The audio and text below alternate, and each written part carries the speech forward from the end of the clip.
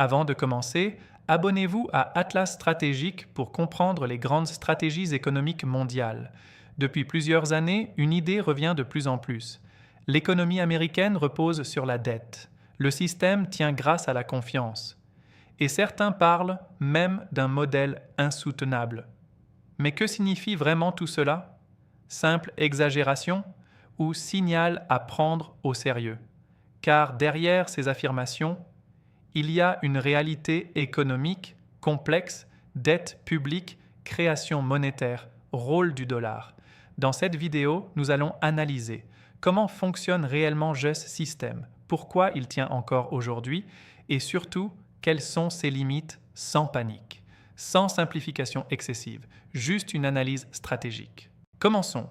Un système basé sur la dette. L'économie américaine repose en grande partie sur un mécanisme central, la dette. Une dette massive mais structurée.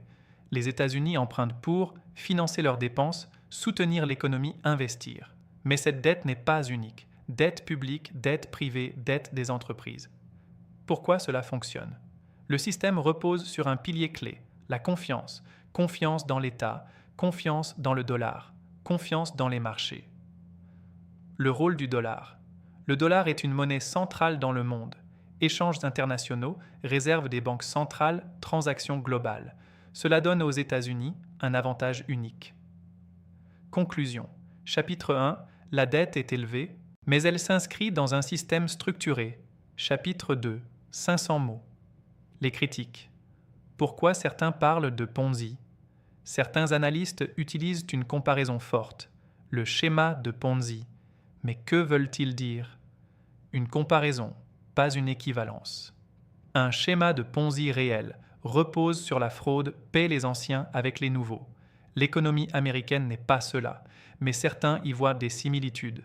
Dépendance à la croissance, besoin constant de financement, accumulation de dettes. Le rôle de la croissance. Pour que le système fonctionne, l'économie doit continuer à croître, plus de production, plus de revenus, plus de capacité à rembourser le risque perçu. Certains craignent un ralentissement durable, une perte de confiance, une difficulté à financer la dette. Conclusion. Chapitre 2. La comparaison est une critique, pas une description exacte. Pourquoi le système américain continue de fonctionner malgré la dette? Après avoir vu les critiques et les inquiétudes autour du niveau d'endettement, une question logique se pose. Pourquoi le système américain tient-il encore debout? Car malgré des niveaux de dette très élevés, l'économie américaine reste centrale dans le monde. Une économie toujours dominante. Les États-Unis disposent encore de plusieurs avantages majeurs. Une économie diversifiée, une forte capacité d'innovation, un marché intérieur très puissant. Ces éléments permettent de générer de la croissance même en période de tension. Le rôle clé des marchés financiers. Le système américain repose aussi sur des marchés financiers extrêmement développés. Actions, obligations, investissements internationaux. Ces marchés attirent des capitaux du monde entier. Ce flux constant de capitaux contribue à maintenir la liquidité du système. Le statut particulier du dollar. Un élément essentiel est le rôle du dollar, monnaie de réserve mondiale utilisée dans le commerce international, référence pour de nombreuses transactions. Cela crée une demande structurelle pour la dette américaine et pour les actifs en dollars. La confiance comme pilier. Au cœur du système, il y a un facteur invisible mais essentiel, la confiance. Tant que les investisseurs croient en la stabilité du système, en la capacité des États-Unis à gérer leur économie, le financement continue de fonctionner. Une gestion active de la dette. La dette américaine n'est pas simplement accumulée sans stratégie, elle est refinancée régulièrement, restructurée via les marchés gérés par la politique monétaire. Cela permet d'éviter une rupture brutale. Une dynamique cyclique.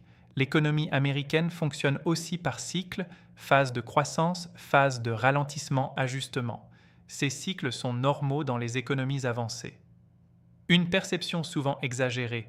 Lorsque l'on regarde uniquement la dette brute, la situation peut sembler inquiétante, mais cette vision ne prend pas toujours en compte la richesse globale, la capacité d'innovation, la puissance économique réelle.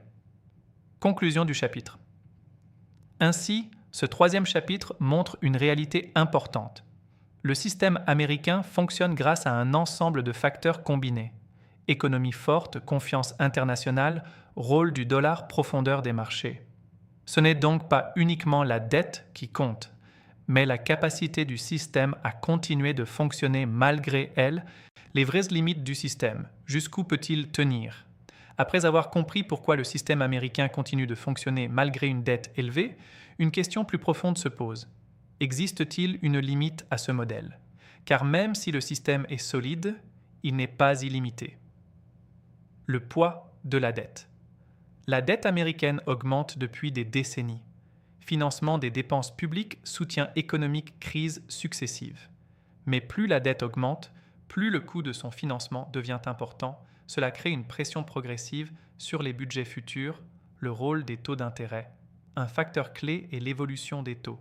Quand les taux montent, le coût de la dette augmente. Cela peut entraîner des tensions budgétaires, des arbitrages difficiles, une pression sur les finances publiques, la dépendance à la confiance. Tout le système repose sur un élément central, la confiance des marchés. Si cette confiance reste forte, le système continue de fonctionner. Mais si elle s'affaiblit, les conditions de financement deviennent plus difficiles. Les déséquilibres structurels. Même si le système tient, certains déséquilibres existent, dette élevée, dépendance au marché, forte interconnexion financière. Ces éléments ne provoquent pas une crise immédiate, mais augmentent la sensibilité du système. Une adaptation permanente pour éviter les déséquilibres majeurs, politique économique ajustée, intervention des banques centrales, gestion de la liquidité. Le système s'adapte en continu. Conclusion du chapitre. Ainsi, ce quatrième chapitre montre une réalité essentielle. Le système n'est pas fragile à court terme, mais il nécessite une gestion constante. Stabilité aujourd'hui, vigilance pour demain. Conclusion finale ultra puissante. Alors, que faut-il vraiment retenir de cette analyse?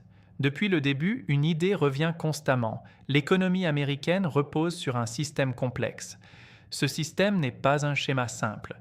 Ce n'est pas un mécanisme figé.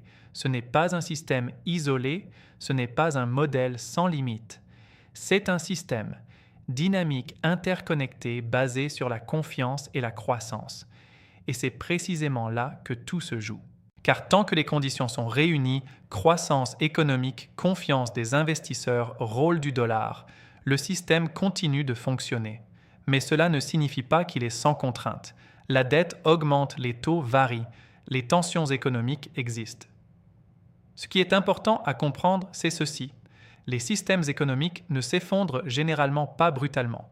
Ils évoluent progressivement par ajustement, par transformation.